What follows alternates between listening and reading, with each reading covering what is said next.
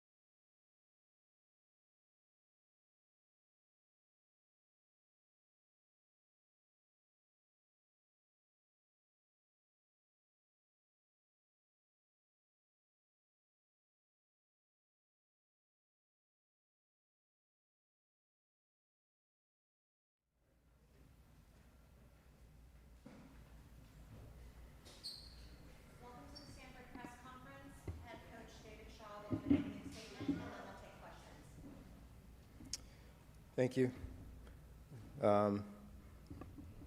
Bottom line, you can't turn the ball over and beat good football teams. That's a really good football team. A lot of really good players. We gave them opportunities, and they took advantage of them. Got an outstanding quarterback, got one of the best receivers in college football, and you can't keep giving them chances.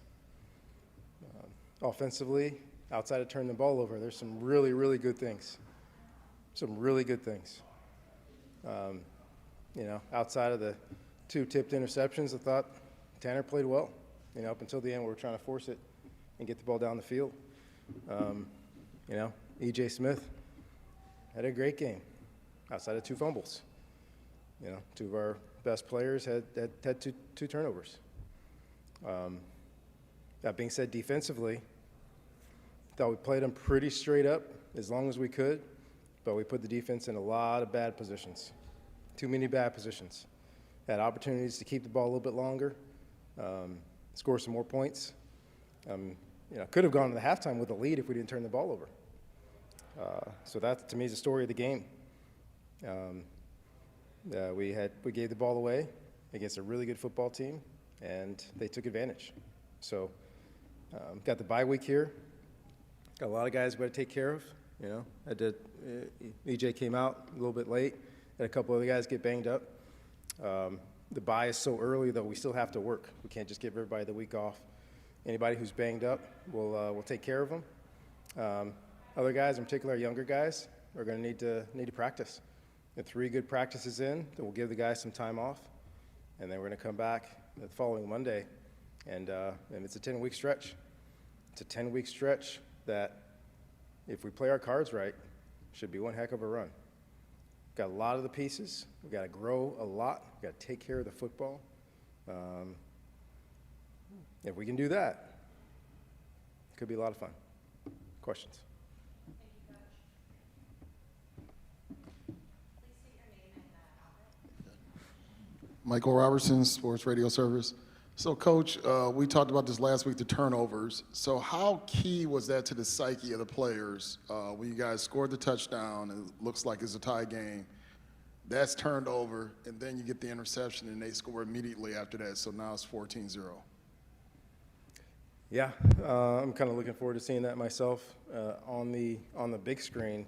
I thought I saw grass between his foot and the white line. That's just what I thought I saw. I couldn't get a close view, but on Jumbotron, and if that happened, it doesn't matter what the second foot did. So I'm curious to see that for myself. But they reversed it. We got a 6'3", 235-pound receiver / F tight end one-on-one in the end zone, and we'll take that every single time. Ball bounces funny. Bounced up in the air, and they got it. Ball bounced off of Ben's fingertips, going down the middle versus too high. I don't know how many times we've made that throw in practice and in games, those two, last year. Ball gets tipped again, intercepted. So, 2 tipped interceptions, both in scoring position, and then fumble the ball inside the 5-yard line. That's the ball game. You don't come back from that against a good football team. You're taking away 21 points. At the minimum, those are 2 touchdowns inside the 5-yard line and a field goal. At minimum, 17 points. We could put 17 points on the board in the first half. Different ball game. So those are momentum killers, and those are the fastest way to lose a football game is turn the ball over.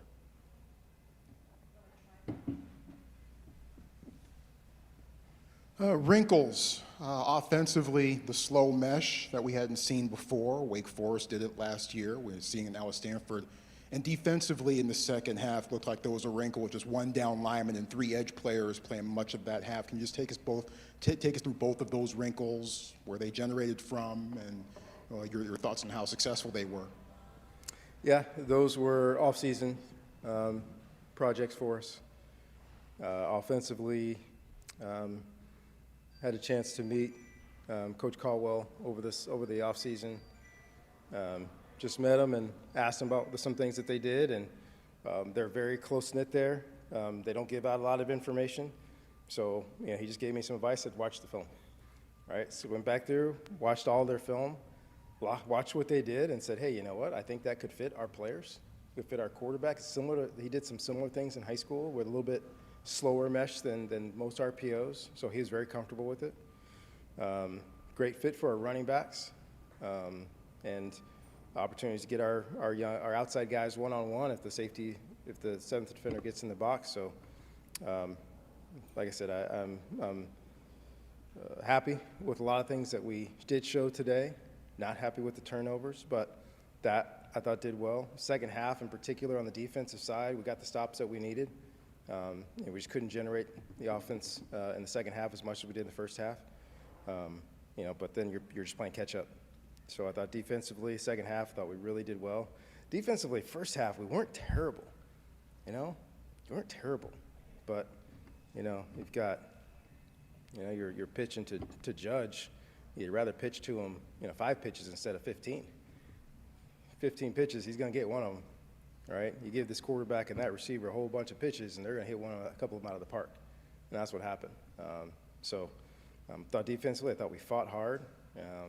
We got some tough matchups, but they got too many bites at the apple.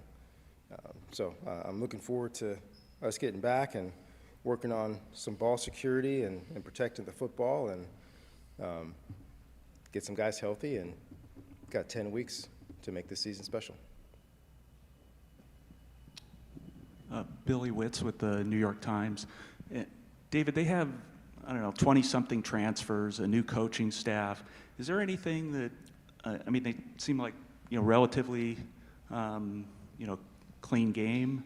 They had a lot of penalties, but I don't know, I guess as a coach, does that surprise you that they put all that together and be where they are? Is it just speak to the talent?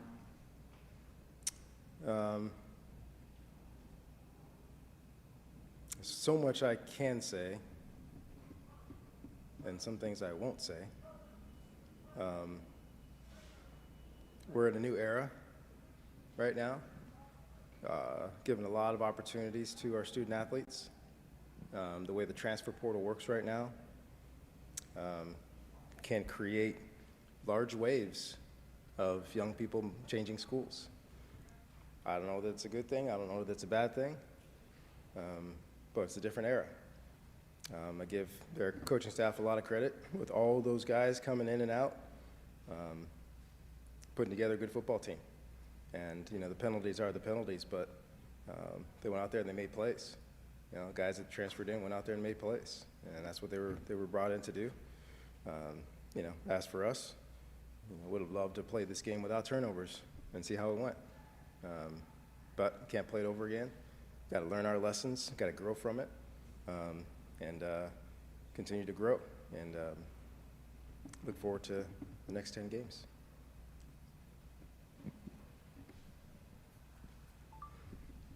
Hi, Coach Harold Gutman with the San Jose Mercury News. I know you said you put the defense in bad position, and they didn't play that poorly, all things told, but the fact is they did give up the 5 touchdowns in the first 5 possessions, and didn't really face a third down during that time. I guess what... Are you asking a question? Yeah, so I guess contradicting me. Sorry. I know, I appreciate that you don't want to criticize the defense, but I guess could you pinpoint kind of what was happening in the first half there, and then how much do you just throw it away and say, well, we're not going to face Caleb Williams again, so we don't really have to...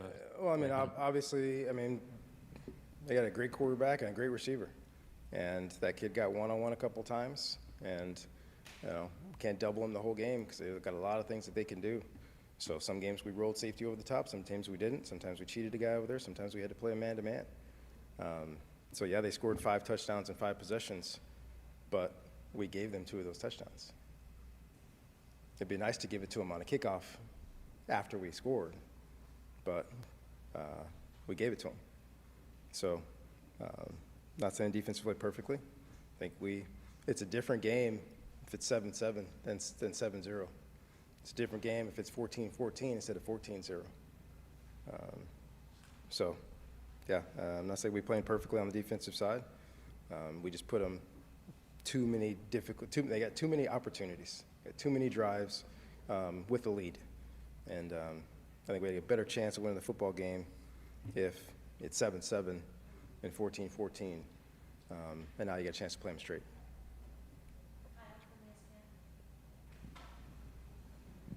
Yeah, hi, David. Yeah, obviously, a few plays impacted how this one played out, but I feel like you still probably have a pretty good sense of where the team is, and I'm wondering where that kind of compares to where you kind of hope to be at this point coming into the year.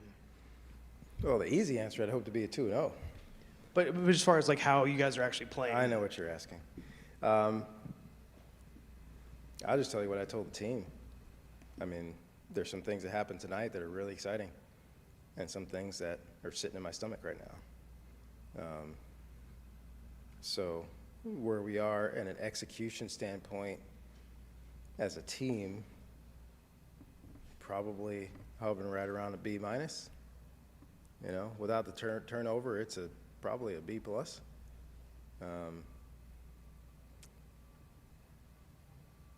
We have to give ourselves opportunities and not give them to the other team. And I'm harping on it, but ask any coach in America, high school, college, or the NFL, what's the easiest way to win a game is win the turnover battle. So we can dive down on a bunch of other different things. We don't turn the ball over 4 times. This is a completely different ballgame. But against a really good football team, with those cats they got over there, we gave them too many opportunities. So we're not in a terrible position right now.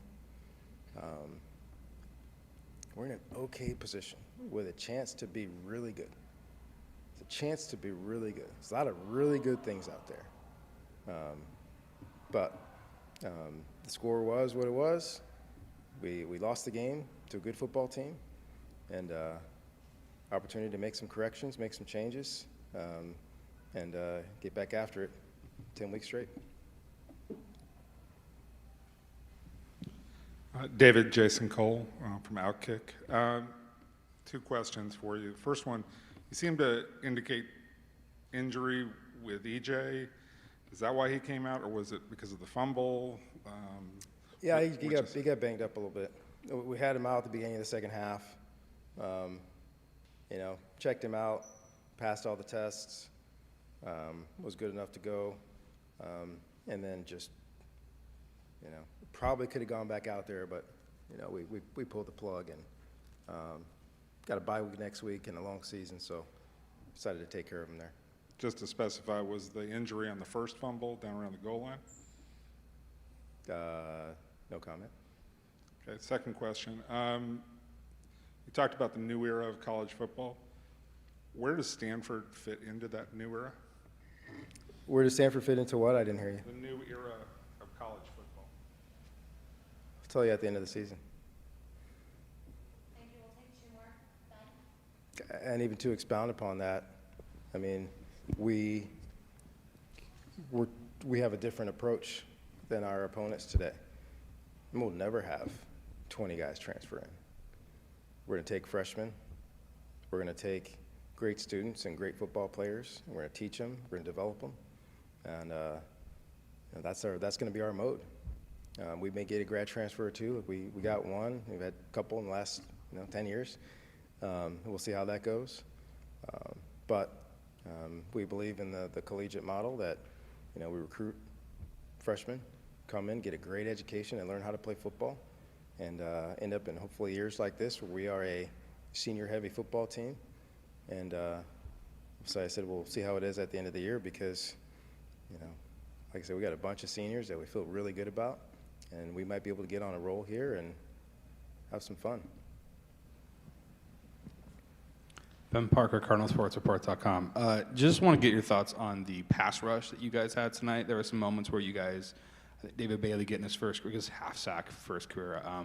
Just talk about what needs to happen for you guys to utilize that more throughout the entire game, because the second half that seemed to pick up for you guys. Yeah, can't answer that question just yet.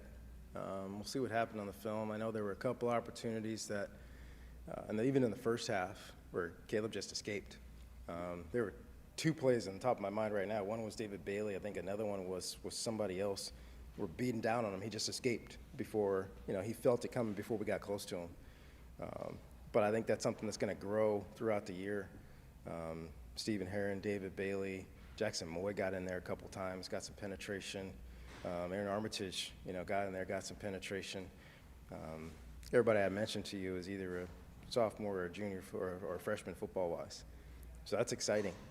That's exciting. We got some young guys we think have a chance to do something special, and they're going to grow.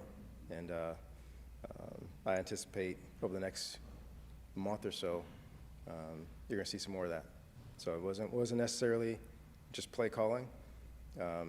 It was guys doing their jobs and doing it well and still playing with some juice at the end of the game. And like I said, there are things on the film that are going to be really exciting, and that was one. See those young guys go out there and create a pass rush. It's good to see. What did you think of the way your offensive line played? I guess especially in the context of maybe what it was last year and. Yeah. And that's one of the things that hurts. That's one of the things that really hurts. Because I thought they played really well, But at the end of the game, they got a few sacks, so it looks like, they dominated on the defensive side. But we had over 300 yards of total offense in the first half. We're moving the ball up and down the field, blocking them well for the run, blocking them well for the pass. That's even without Branson Bragg, one of our top offensive linemen. Levi Rogers went in there and played really well.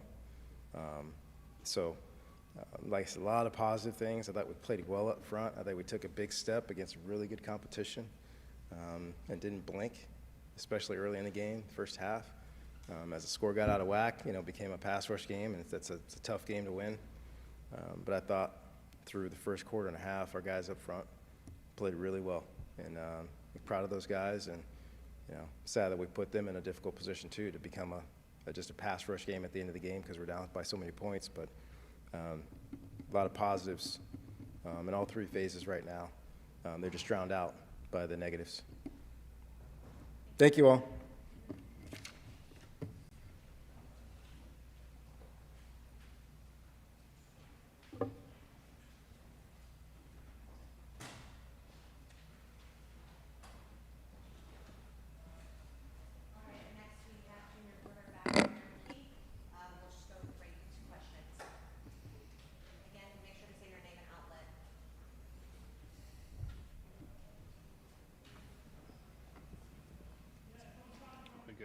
Hey, Tanner. Ben Parker, CardinalSportsReport.com. What did you see on that, maybe not what the refs called, but just talk about that play that was reversed, looked like a touchdown to Bryson. Just talk about that play call and kind of just that kind of whole sequence there. Yeah, it was just roll out to the right, check the flat. They covered it pretty well. They kind of had a linebacker that was kind of floating in the end zone. Bryson did a good job of finding that back end line. Just really unfortunate that it's a game of inches, that we didn't hit that. But regardless, we got to come back and answer. Sometimes we're going to get calls, sometimes we're not, and we got to come back and we got to score it regardless. Tanner, Lorenzo J. Reyna with 24/7 Sports. This USC defense, it seemed kind of unorthodox. I mean, did they show anything that maybe caught you guys by surprise, or would you say everything you guys saw on film, it came into fruition on the field? Yeah, I think they kind of run an interesting defense as far as their defensive line are always stemming, looping, doing tons of different games. So I thought our O-line did a pretty good job of picking that up. As far as coverages, they changed a ton of it. Knew coming into it, everything was gonna start looking like cover 4, and then that they were gonna change from there. So got a pretty steady dose of cover 1, cover 4, clouding the field, boundary, cover 2, things like that. So just changing things up on us. But yeah, they definitely switched up their looks throughout the game. Hi, Harold Gutman with the San Jose Mercury News. I guess, what was the feeling like at halftime? You guys did put up something like 300 yards of offense, but to still be down 21 at the half, I guess, what was the feeling at halftime? Yeah, it just felt like we were beating ourselves. Obviously, with turnovers, you can't, Coach Shaw said it, you can't turn the ball over and expect to beat anybody. So didn't feel like we were getting stopped at all. Felt like we were moving the ball totally fine. We just got to eliminate the turnovers. Just do what we do as an offense. There's a few times that maybe the adjustment was different, or on an option route, things were different that we just got to practice like how we were doing it and execute the play like how we do it in practice all the time. It's just those little details that make a huge difference. So like I said, didn't feel like they really stopped us at any point, but definitely that we were hurting ourselves a lot.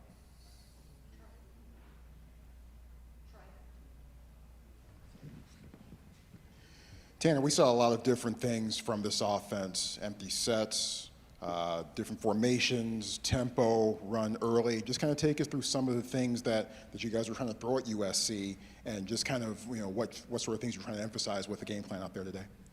Yeah, I think today we try to throw everything at them, honestly, like you said, and had a few empty packages, had a few get up to the line, snap it quickly, and then our normal huddle, call the play, make adjustments. So just changing up the tempo, trying to catch them off guard. They were changing so many things, try to keep their defense vanilla, eliminate different subs or stunts, things like that. So definitely changed up the tempo. Thought we did a decent job, but definitely something that we can press the gas pedal on when we're trying to go fast or trying to go slow to really catch the defense off guard, have their guys on their hips, and explode off the ball.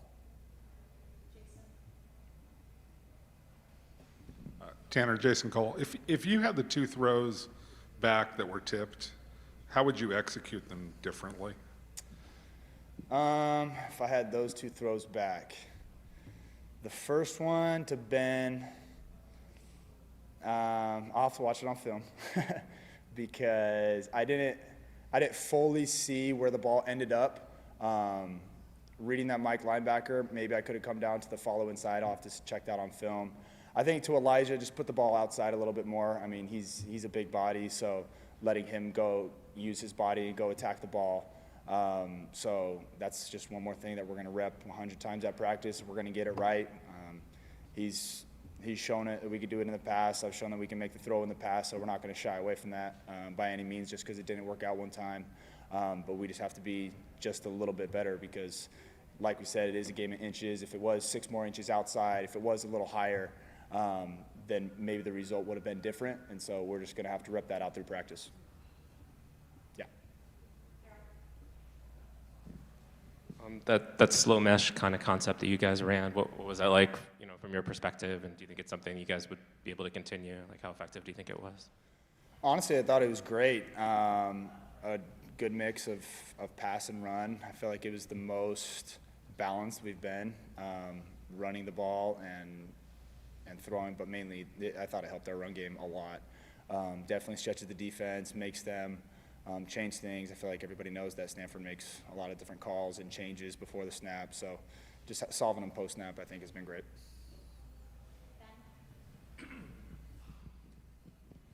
You had a couple of rushing plays to Jurasik and Higgins. Just talk about kind of utilizing that particular aspect. That, particularly seeing Ben do that was something I'm not sure we saw last year. Yeah, we're just trying to get the ball in our playmakers' hands. I feel like that's my job as a quarterback is to really get the ball in the playmakers' hands. So whether that's a reverse, a handoff, a shovel pass, a seam ball, a go, in any way possible. So it was just changing up the different looks and trying to let Ben and Elijah run in space because they are very good at it. All right, we can take 2 more questions. Any other questions? Ben? I'm getting this free one here. I'll take it. Just thoughts on the bye week. What do you guys most need to focus on at that time? And just kind of thoughts on the timing of an early bye. Do you think that's going to help you guys? Do we see it later? Just kind of thoughts on that. I don't know. Going to control things that we can control. Bye weeks after 2 games, that's fine. We definitely have enough film, so we're going to work on it. I was kind of telling the guys it can't be a normal bye week that we take off because it is so early. Everybody else is getting an extra week of practice and game, so we have to work, and we're going to work like it's an actual game week. So I'm really excited about that. A lot of things I feel like that we showed this week that we can watch on film and change. Like we said, the different tempos that were great. USC showed so many different fronts, and so just a lot of adjustments and a lot of really good film I think we can watch after this game. Thank you, Tanner. Thank you.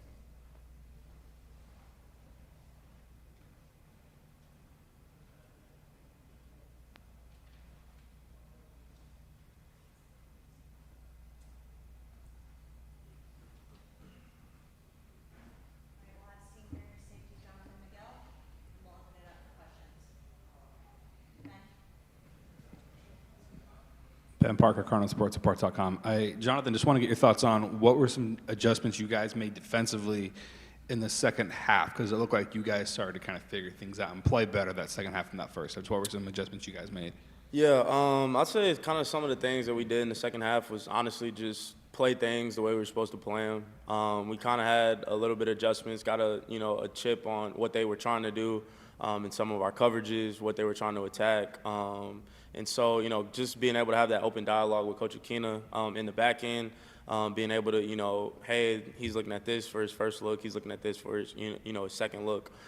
Just being able to have those tendencies and be able to, openly have open dialogue about it. We had a chance and opportunity to, kind of game a couple things up that were different than what we, normally run. But in terms of, kind of just the momentum, I felt like we kind of just, settled in as a defense later into the game, and it took us way too long to get to that point. But, I felt like, we kind of didn't, do anything really different besides just execute our assignment and just do our job. So, yes, sir. Lorenzo J. Reyna with 24/7 Sports. You guys went against Jordan Addison. What was that matchup like, and how were you guys able to adjust to him, as the course of the game went on?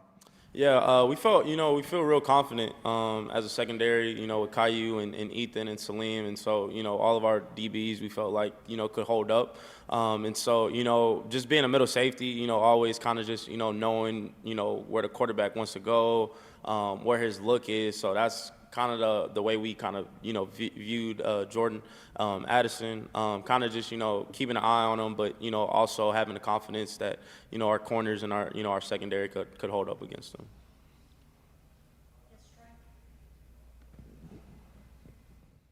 Yeah, John, what didn't go right in the first half, and what lessons can y'all take from that going forward? Yeah, I'd say kind of the first thing, we kind of really didn't get lined up a lot. You kind of saw it, guys were, running to spots, not really looking, understanding the call that, what we were supposed to do. We also didn't really execute as high as we should have in the first half. Giving up, I want to say it was, 35 points in the first half, something like that.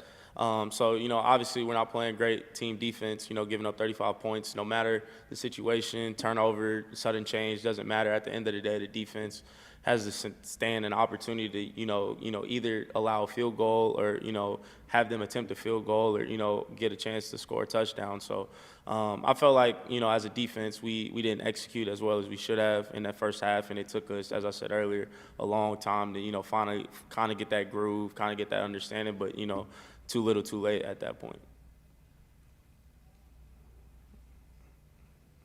Any other questions? Ben? Yeah, I asked Tam the same question. Just what are your thoughts on the bye week, the timing of it from a defensive standpoint? What you guys most need to focus on during this stretch? And just, is this coming at a good time? You wish it was a little later, or is this an okay time to get a bye, do you think? Yeah, I know, usually during the course of a schedule, I think the bye weeks are usually around like week 6 or week 7, or around that time. But I feel like as a team, this is a timely bye week for us. The biggest challenge is honestly how we're going to respond to adversity. We get a chance, to really dive in and dissect, this game compared to if we were to play another game. You kind of watch the film on Monday from the previous game, and then, you move on to game plan and everything else on Tuesday. So I feel like this is a real timely bye week. USC is a great opponent. They put a lot of stuff on film, a lot of things that, were challenging for our eyes, for our coverages, and kind of gave us, a way in order to, continue to get better. They, offense is probably one of the most complex in the conference that we're going to see. And so as a back end and as a secondary and as a defense, we feel like it's going to be timely because we can really have an opportunity to really evaluate. Self-evaluation is huge, especially, after a loss. And so just moving forward, I feel like this is going to be a perfect bye week for us. We're going to have guys that are kind of banged up and stuff, but get an extra week to get their legs back under them because, we got a 10-game stretch. And so we just can't wait for the opportunity ahead of us.